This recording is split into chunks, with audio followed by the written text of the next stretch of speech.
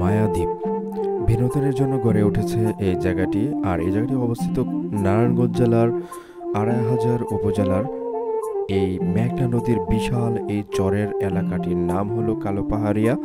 কালোপাহাড়িয়ার ১৪ মৌজা এই এলাকাটির নাম। আর এখানে কিন্তু গড়ে উঠেছে এই সুন্দর প্রাকৃতিক মনোরম দৃশ্যের মায়াদ্বীপ নামক এই বিনোদন কেন্দ্রটি। এইখানে কিন্তু ঈদ এবং পহেলা বৈশাখে হাজারো মানুষ ছুটে আসে এখানে এখানকার প্রাকৃতিক দৃশ্যগুলো উপভোগ করার জন্য এবং এখানে বনভোজন করার জন্য।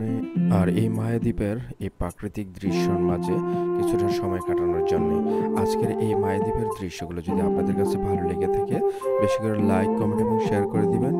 আর পেজটিতে নতুন হয়ে থাকলে অবশ্যই ফলো দিয়ে পাশে থাকবেন। আর ইউটিউব থেকে দেখে থাকলে সাবস্ক্রাইব করে পাশে থাকা বেল বাটনে ক্লিক করে রাখবেন। ভালো থাকবেন, সুস্থ থাকবেন। দেখা হবে পরবর্তী নতুন দৃশ্য নিয়ে। আল্লাহ হাফিজ।